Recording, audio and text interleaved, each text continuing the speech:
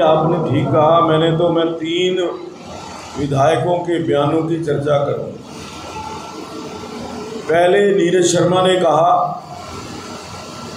कि चौधरी भूपेंद्र सिंह हुड्डा ने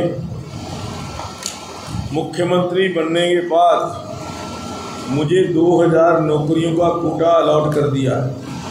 उन्होंने तो मुख्यमंत्री भी बना दिया, कोटा भी अलॉट कर दिया, युवाओं को नौकरियां भी दे दी और उन्होंने कहा कि 500 वोट यदि मुझे एक युवा दिलवा देगा तो मुझे 1 लाख वोट मिल जाएगी और मैं जीत जाऊंगा।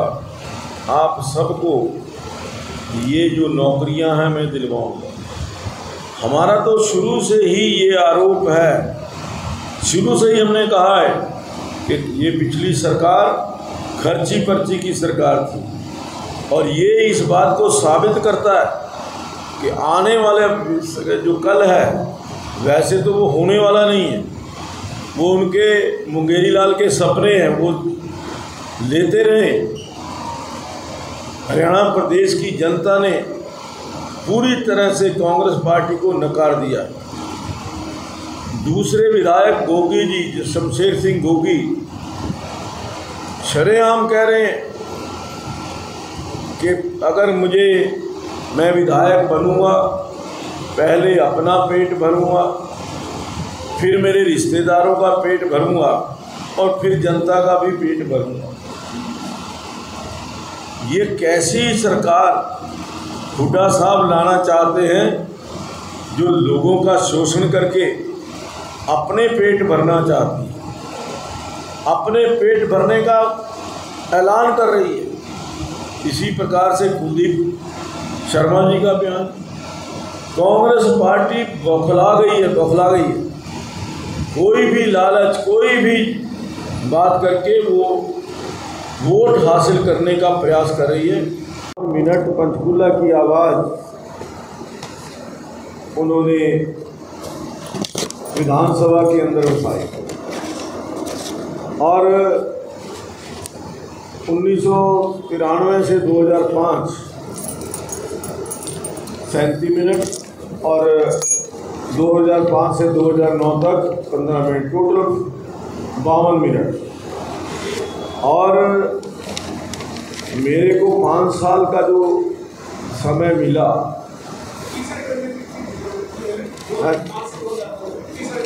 15 मिनट 4 साल में।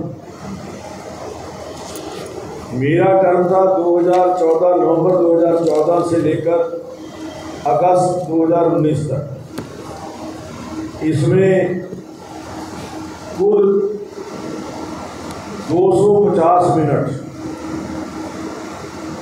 18 साल में 52 मिनट और 5 साल में 250 मिनट पंचकूला की आवाज़ बनकर के विधानसभा के अंदर हमने अपनी हाजिरी वहाँ लगाई।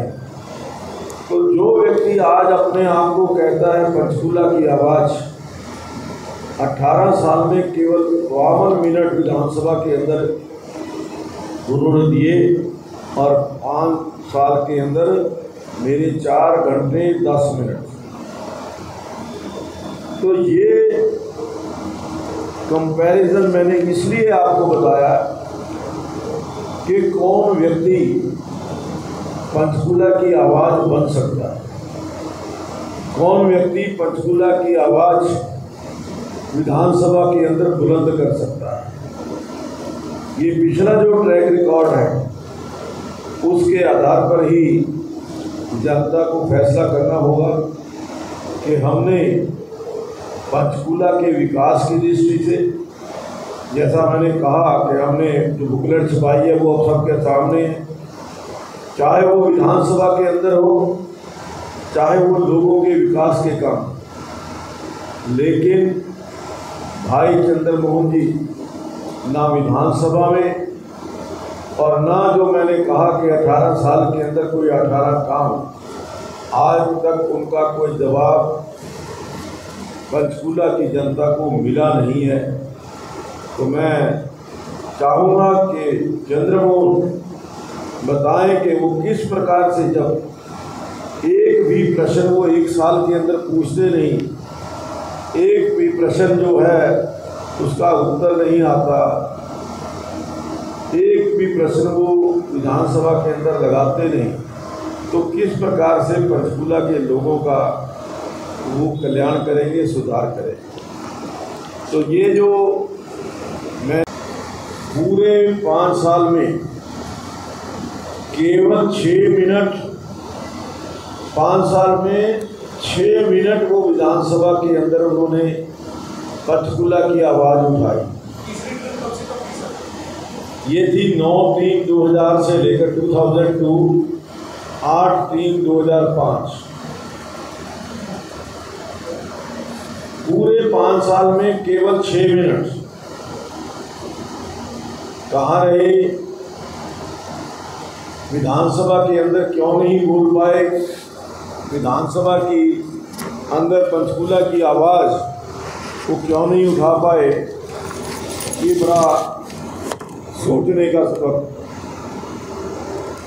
2005 से लेकर के 2009 तक एज डिप्टी चीफ मिनिस्टर, क्योंकि उनको कुछ प्रश्नों के उत्तर देने होते थे, लेकिन उसमें भी वो 4 साल में केवल 15 मिनट वो विधानसभा के अंदर बोले। टोटल 18 साल के अंदर 52 मिनट। बरवाला के अंदर हमारे आदरणीय मुख्यमंत्री श्री नायब सिंह सैनी जी के आगमन पर बहुत ही एक सफल विशाल जो जन आशीर्वाद रैली का आयोजन हुआ, उस रैली के अंदर हज़ारों लोगों ने पार्टिसिपेट किया और उसके लिए मैं आप सभी का, आप सब लोग पत्रकार साथी वहाँ पर आए, आपका बहुत बहुत धन्यवाद। आज की ये पत्रकार वार्ता मैं एक विशेष जानकारी आपको देने के लिए मैंने आपको कष्ट दिया है। हमारे भाई चंद्रमोहन जी जो कांग्रेस के उम्मीदवार हैं, 1993 से लेकर के 2009 तक वो लगातार विधायक रहे। उनकी जो काम किए उन्होंने, मैंने आपसे बार बार आपके माध्यम से उनसे पूछा था कि 18 काम, क्योंकि 18 साल के अंदर कोई 18 काम उन्होंने पंचकूला को पेरिस बनाने के लिए किए हो, तो उसकी वो जानकारी अवश्य दें। कोई आपको जानकारी मिली हो तो वो मुझे भी आप जानकारी दें, ताकि हमें भी और पंचकूला की जनता को भी पता चल सके कि पंचकूला को पेरिस बनाने की वो बात कर रहे हैं। किस प्रकार से वो पंचकूला को पेरिस अगले 5 साल में बनाएंगे, कोई उसकी भी योजना हो तो वो भी आपके माध्यम से मिले तो बहुत अच्छा होगा। पंचकूला को पेरिस बनाने के लिए विधानसभा के अंदर उनकी जो कार्यवाही कार्यशैली या जो उन्होंने विधानसभा के अंदर कितने मिनट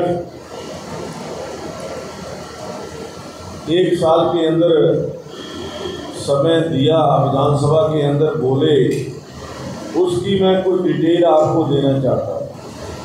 और मैं अपना भी बताऊंगा कि 5 साल मुझे भी 2014 से 2019 तक मुझे भी मौका मिला विधानसभा में पंचकूला की आवाज़ उठाने का। आज भाई चंद्रमोहन, मैं एक देख रहा था पंचकूला की आवाज़, चंद्रमोहन, वो पंचकूला की आवाज़ कहाँ किस प्रकार कैसे उठाई जब वो 18 साल विधायक रहे, उसकी डिटेल 93 से 96 तक जो पहला टर्म था वो 27/7/93 से लेकर के 10/5/96 तक का था।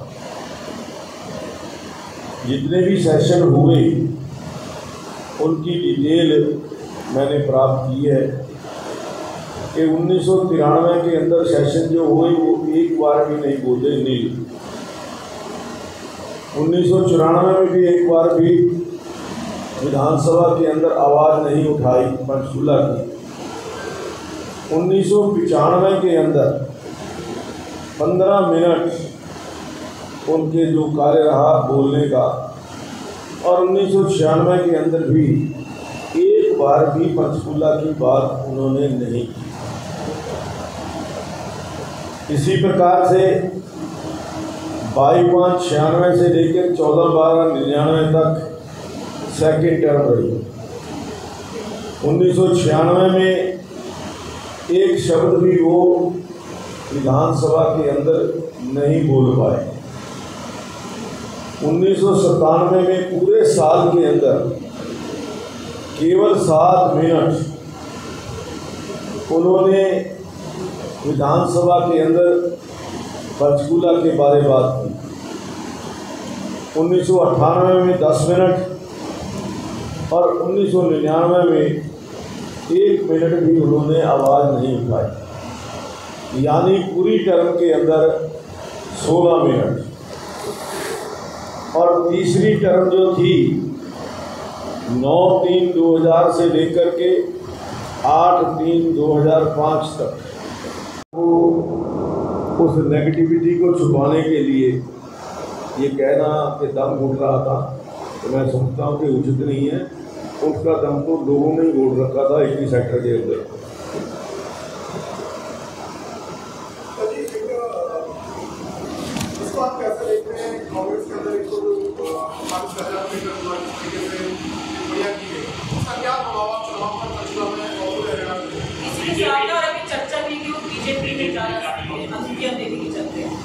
देखिए, कांग्रेस पार्टी ने हमेशा दलितों का अपमान किया है, SC/BC के लोगों का अपमान किया है। चाहे वो अशोक तंवर जी जो वो अध्यक्ष थे, जिस प्रकार से उन पर हमला करवाया गया, जख्मी किया गया, उनको अस्पताल में रहना पड़ा, ये आपके सामने। जिस प्रकार से मिर्चपुर के अंदर दलितों पर अत्याचार हुए, मिर्चपुर कांड हुआ और मिर्चपुर के जो दलित भाई थे उनको मिर्च पर छोड़ करके दूसरे गांव के अंदर जा कर के सहारा लेना पड़ा, ये कांग्रेस की दलित विरोधी मानसिकता जो है वो उसी का परिणाम। उसके बाद गोहाना कांड हुआ, वहाँ पर भी दलितों के ऊपर अत्याचार हुए। आज कुमारी बहन शैलजा को जिस प्रकार से अपमानित किया गया, कांग्रेस के लोगों को कुमारी शैलजा से हाथ जोड़ करके माफ़ी मांगनी चाहिए, पूरे दलित समाज से माफ़ी मांगनी चाहिए। ये उन्होंने जो दलितों का अपमान किया, कुमारी शैलजा का अपमान नहीं किया, दलितों का अपमान किया। आज उनके अपमान को वो महसूस करते हुए आज शैलजा जी पिछले 3 दिन से 4 दिन से वो कहीं पर भी कोई बयान जो है कोई नहीं दे रही। कहीं ना कहीं वो इनके जो व्यवहार से वो पीड़ित है, दुखी।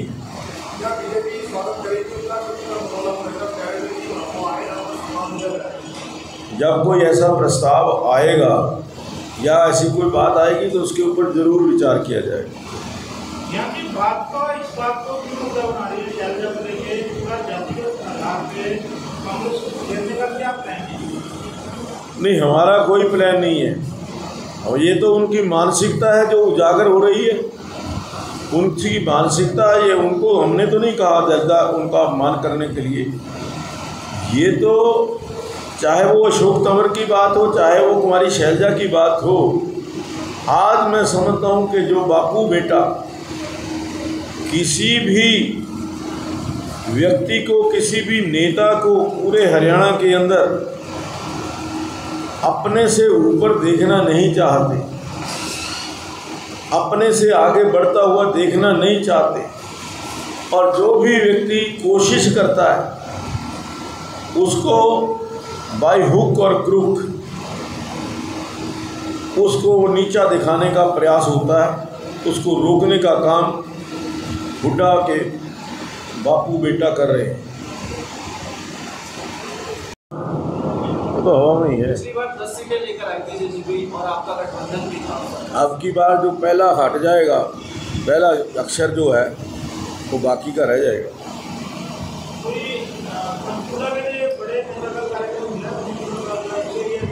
अभी जब तक फाइनल नहीं हो जाता कोई भी चर्चा करना व्यर्थ है। फाइनल होने के बाद आपको ज़रूर हम सूचना देंगे।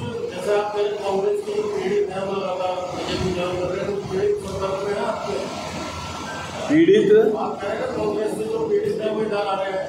तो मैंने नहीं कहा। हाँ, वो पीड़ित हैं वहाँ पे लोग, दलित लोगों का अपमान हो रहा है, दलित लोगों को उनको नीचा दिखाने का प्रयास किया जा रहा है। वो वहाँ कांग्रेस पार्टी के अंदर जिस प्रकार से उनका अपमान हो रहा है, वो उसके बारे में जो पूरा समाज है, दलित समाज, कांग्रेस पार्टी को उसका जवाब देगा।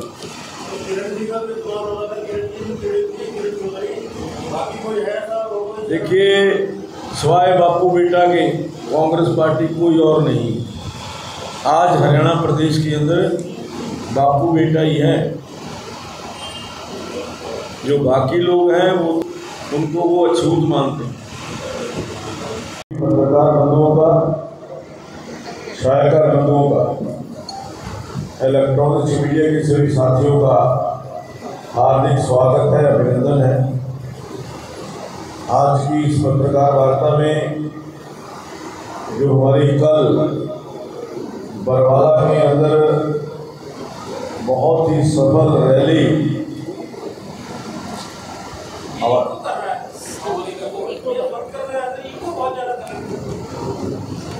घर घर जाकर के लोगों से मिल कर के प्रचार प्रसार कर रहे हैं। आज ये स्पष्ट दिखाई दे रहा है कि तीसरी बार पंचकूला से भारतीय जनता पार्टी की भारी बहुमत से जीत हुई है। जो फैक्ट्स हमारे पास विधानसभा के अंदर होते हैं उसके अनुसार आज जिस प्रकार से मैंने कहा कि कल सफल रैली का आयोजन हुआ, आज अनुसूचित मोर्चा सम्मेलन, हम मोर्चों के सम्मेलन जो है वो अगले 3 दिनों के अंदर करने जा रहे हैं। आज ही अनुसूचित मोर्चा का सम्मेलन आत्म ऑडिटोरियम सेक्टर 1 के अंदर, गुरुकुल के अंदर होने जा रहा है। महिला मोर्चा सम्मेलन कल यानी दिन सोमवार 23 सितंबर को होने जा रहा है सेक्टर 15 के सामुदायिक केंद्र के अंदर। और युवा मोर्चा का सम्मेलन भी सेक्टर 15 के जो हमारा कम्युनिटी सेंटर है उसी के अंदर होने जा रहा है। तो आज जिस प्रकार की लहर और आंधी पंचकूला के अंदर चल रही है, जो हमारे कार्यकर्ता हैं